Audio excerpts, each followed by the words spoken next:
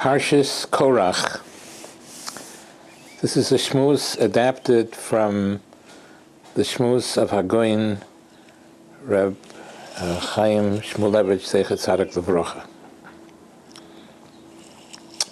It says in Masechta Brochus, Gemara Brochus, Daf Chav Zayin Omid Beis, 27b.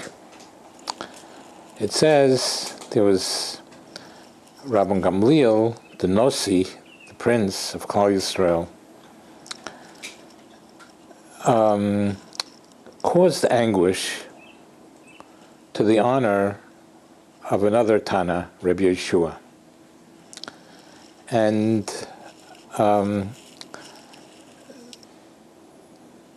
because this was the fourth time already that Rabban Gamliel caused anguish to Rabbi Yeshua, all the Talmidim decided that we must depose of Rabban Gamliel from being the Nasi and appoint somebody else in his place.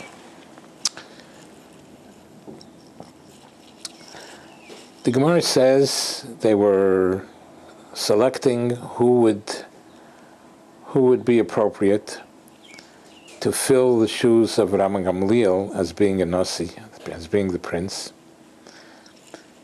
And they did not appoint Rabbi Yeshua, the one who Rabban Gamliel caused anguish to, even though he was, of course, Roy, he was fit to be the Nasi.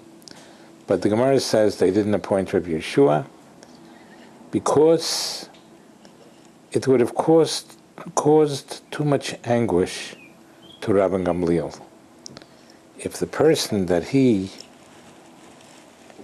caused anguish to is now going to be the Nasi, the prince, in his stead, it would cause too much anguish to Rabban Gamliel, and they appointed somebody else. They appointed Rabbi Elazar ben Azariah. The Meiri, one of the major commentaries on the Gemara, says that we find the same situation in the Machlokes of Korach, in the dispute that Korach had against Moshe and Aaron. And it says in the Torah that after the fire came and burnt all the 250 people, they were great people, but something went wrong somewhere. And the Gemara says that the fire pans that they prepared, as Moshe Rabbeinu told them, each one of you take a fire pan with ketores, and whoever Hashem will choose one person, and whoever Hashem will choose will be the Kohen. And of course, we all know the story, they all perished in the flame, none of them were chosen. But the fire pans remained holy. As it says in the Torah, Ki Kodeshu, the fire pans were still holy, And they had to use the pans to put around the Mizbeach, around the altar, because it was holy. Whoever wants to know more about this, of course, we want to bring out a certain point, but whoever wants to know more about this incredible story should see the commentaries. But we want to bring out one point. The question is, it says in the Torah, Emer el Elazar ben Aaron, tell Elazar, the son of Aaron, v'yorem es hamachtos, to be able to lift up the fire pans and put them on the Mizbeach. But Aaron himself was not chosen to do that. And the Meiri is saying that just like in the Machlokes, in the dispute that the people had against Rabbi Gamliel, they wouldn't appoint Rabbi Yeshua, who was, of course, fit to be the Nasi. They would not invite him to be the Nasi of Klal Yisrael, because it would cause too much Chalishas Hadas. It would cause too many not good feelings to have Rabbi Yeshua, the Baal Maisa, the person who Rabbi Gamliel was caused that distress to. He was not chosen.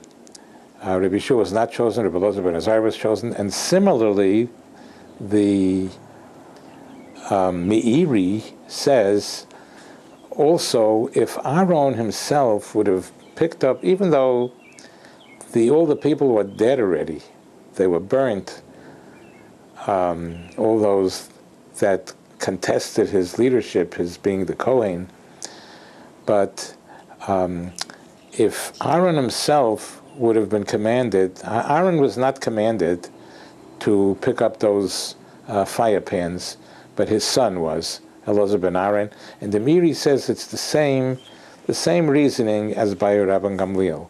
Just like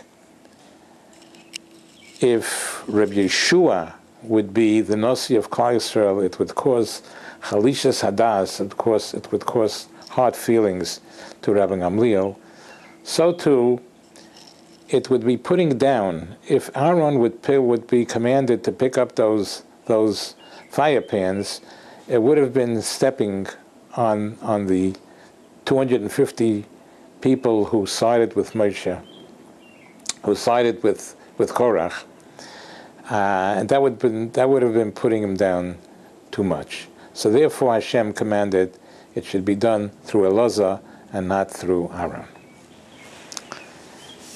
And the question is, what is the comparison between Rabbi Gamliel, the holy Rabbi Gamliel, who for some reason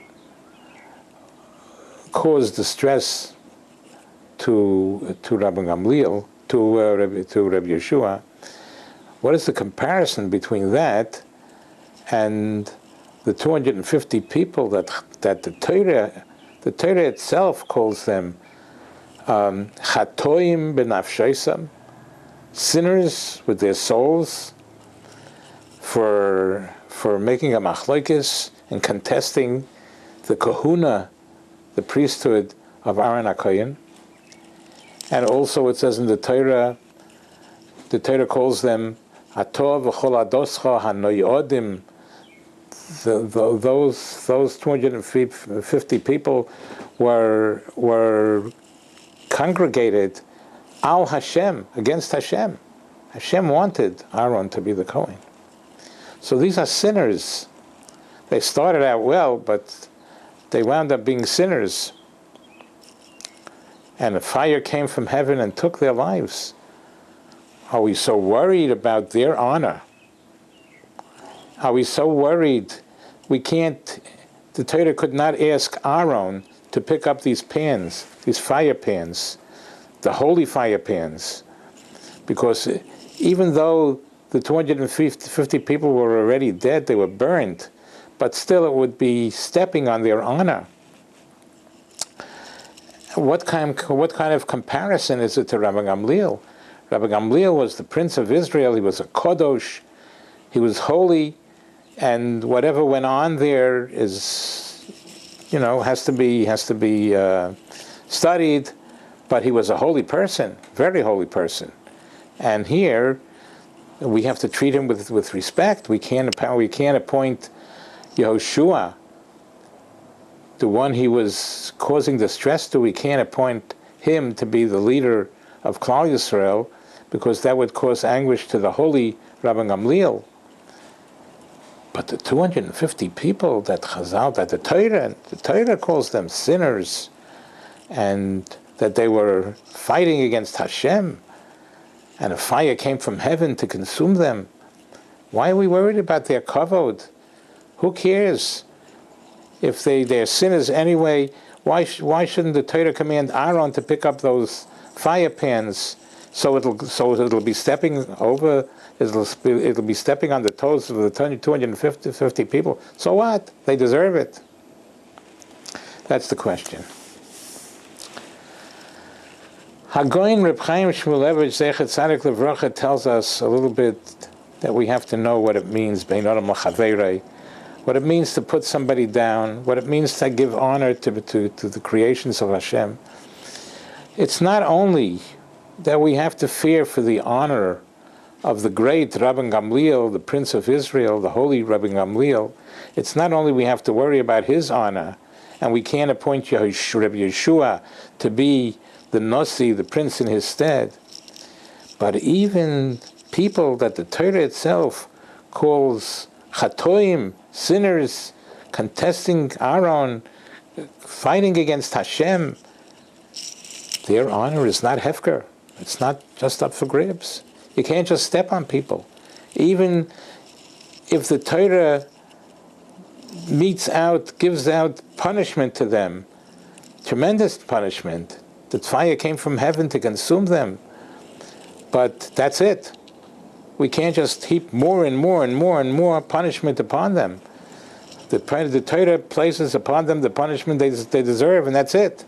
We have no right. They're human beings. They're human beings, and human beings cannot be stepped on. And this is our lesson. It's not only a holy person we can't step on his toes. We can't put him down. But even chatoim b'nafsheisam, even sinners fighting against Hashem, the Torah tells us punishment for them. They will be burnt, and they were burnt, and they were killed. But that's it. We're not allowed to put one iota more upon them than the Torah dishes out, because they're human beings, and a human being, we have to be very careful with his honor. Shem should help us understand the meaning of Bein Adam L'Chaveirei, that we have to give respect to each one. We can't put anybody down in any manner, form, or shape, and that's what the Torah demands of us, and we should be zeicher to fulfill this. Amen v'yamen.